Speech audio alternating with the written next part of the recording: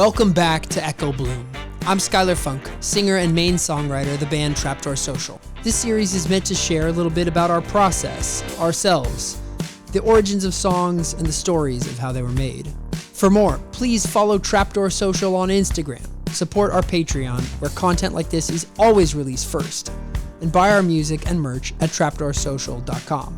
Echobloom is the album that brought in our first record deal and was printed on our first vinyl.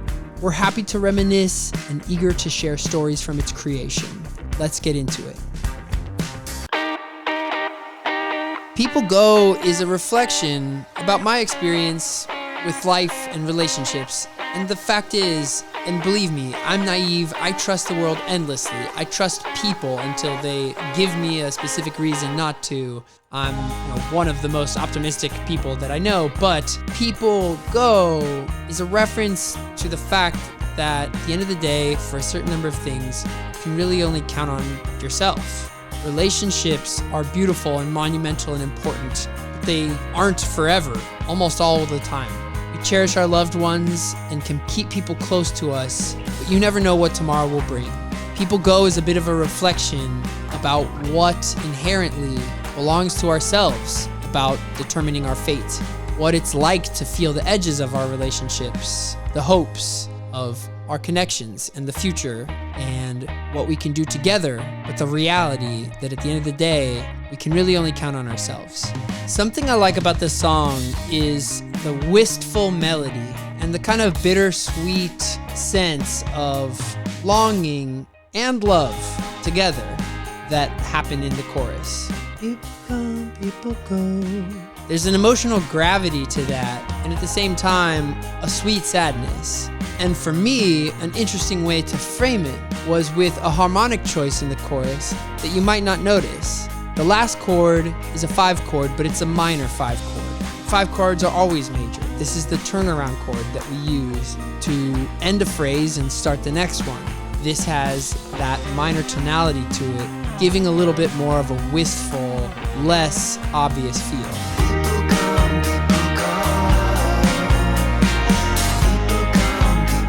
Something that you might or might not notice about the sound of this post-chorus tag is that there is a chromatic descent of the harmony. You hear the 6 and the flat and the 5 and the flat and the 4. That has been a little bit of a recurring theme in Trapdoor Social songwriting. One of the most beautiful things you can do to create tension is visit those notes between the major scale and pass through them through tension and resolution. And we liked that under the guitar melody that happens after the chorus. These guitars, this atmospheric sense of floating, the momentary pause in energy that leads back into the drums and the final choruses. This is a really indulgent moment for me as a musician, and I love that guitar.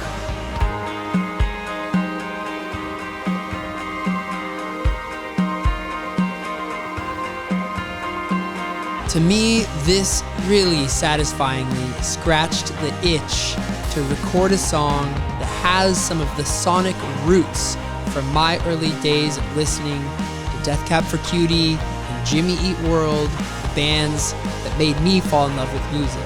Hats off to Luis Gonzalez for always sounding beautiful and adding the right thing to the track.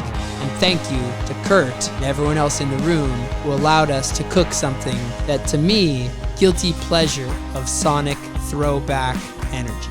Other ones took a more front-of-mind position. It's funny though, the way that different songs stick with different people. There have been a number of songs from Echobloom that didn't seem to me like, they should even be on the album. I don't always get it. Maybe I'm too close to my own music. But some people find these songs and hang on to them.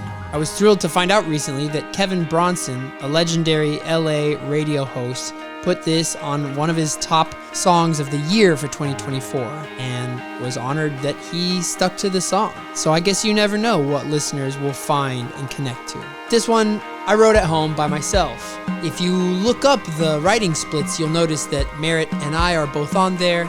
We originally conceived of this arrangement so that we wouldn't be tempted to just fight for our own songs simply because they were ours. We thought this would lead to a better writing dynamic and decision-making process come time to select songs for the albums. There were examples of songs that Merritt wrote more of, that we also split 50-50. And that's just the arrangement that he and I have had since the beginning of Trapdoor Social, that we would split each other's songs. And as he's generously supported the project over the years, I'm still fine giving him 50% of those songs because he's my partner on the project and we keep it going together. Thanks for listening. Thanks as well to Bob and Lisa at Pasadena Records, who believed in Echobloom enough to print it on vinyl. Thanks to Bruce Rave, our manager, great radio host, and friend. Thanks to Merritt and Kurt and everyone who's ever recorded us, written or played with us, or seen us in concert. We couldn't do it without you. See you next time.